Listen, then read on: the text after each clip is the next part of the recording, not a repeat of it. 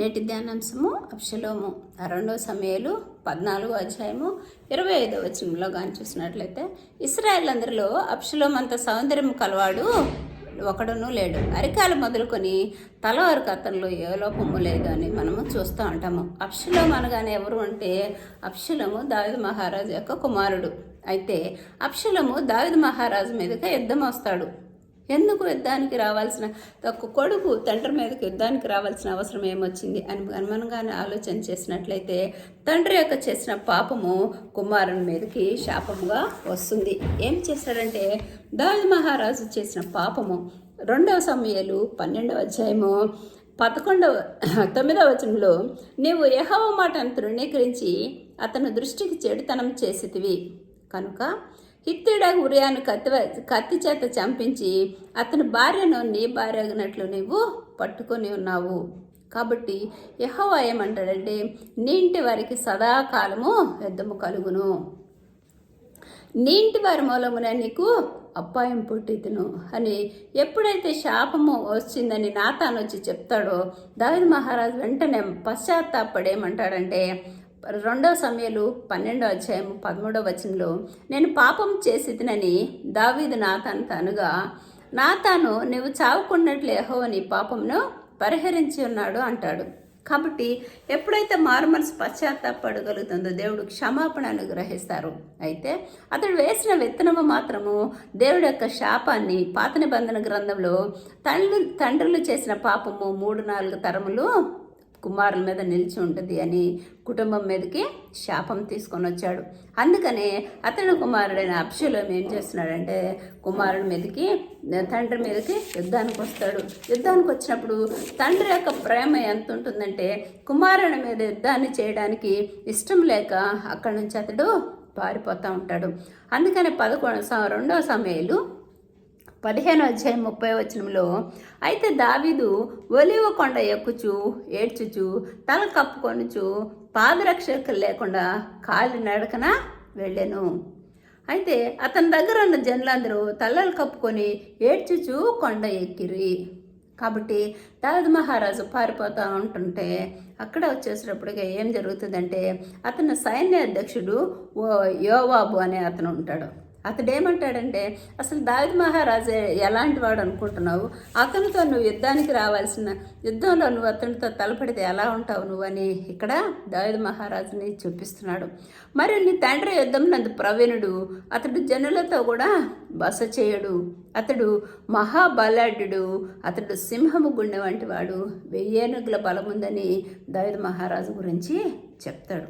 అయితే ఆ దావీదు మహారాజు అంత ఏడ్చుకుంటా కూడా ఆ కొండ మీదకి వెళ్ళినప్పుడు ఏం చెప్తాడంటే, 32వ వచనంలో ఏమంటాడంటే, దేవుని ఆరాధించు స్థలం ఒకటి ఆ కొండ మీద ఉండెను. కాబట్టి దావీదు మహారాజు అంత బాధలో వేదనలో పారిపోతూ ఉంటా కూడా అక్కడ అతడు జనులతో బస చేయడు, కానీ దేవుని సన్నిధిలో ఉంటాడు. లేకపోతే యుద్ధంలో ఉన్నప్పుడేమో జయం వస్తుంది, లేకపోతే దేవుని సన్నిధిలో ఉంటాడనమాట.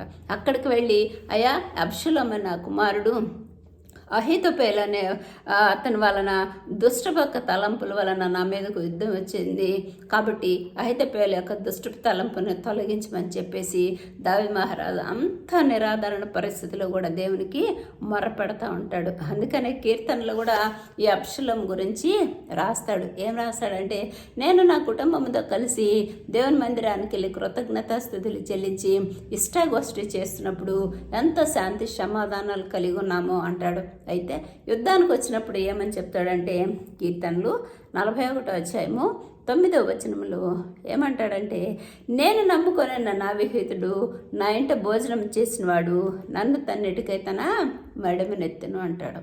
కాబట్టి ఈ విధంగా దావీదు మహారాజు ఏం చేస్తున్నాడంటే, కొడుకు మీదకి యుద్ధం చేయడానికి ఇష్టపడాడు, కానీ ఏ విధంగానైనా రాజ్యం నుంచి పారిపోతాడు.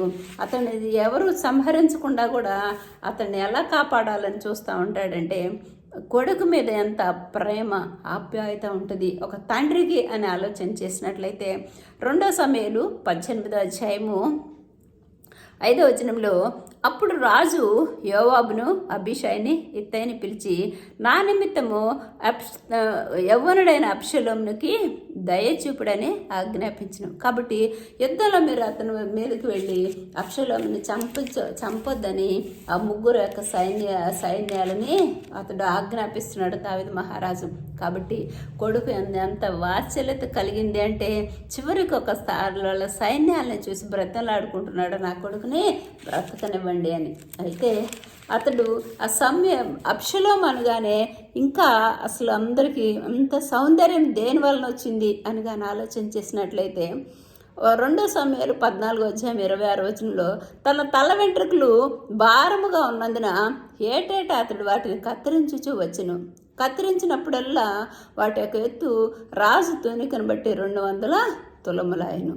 కాబట్టి అబ్షలోము యొక్క అందము సౌందర్యము కారణం ఏంటంటే అతని యొక్క తల వెంట్రుకలు. కాబట్టి ఆది యుద్ధంలో తండ్రి మీద ఎప్పుడైతే యుద్ధం వచ్చిందో ఏ అందము చూసుకొని, ఏ సౌందర్యం చూసుకొని, ఏ బలం చూసుకొని అతడు యుద్ధానికి వెళ్ళాడు తండ్రి మీదకి, దేవుడైన యెహోవా అతని తల వెంట్రుకలు ఒక చెట్టుకి యుద్ధానికి వెళ్ళినప్పుడు తల వెంట్రుకలు చెట్టుకి చిక్కుకొని దాని బాడీ అంతా వేలాడబడుతూ ఉంటుంది.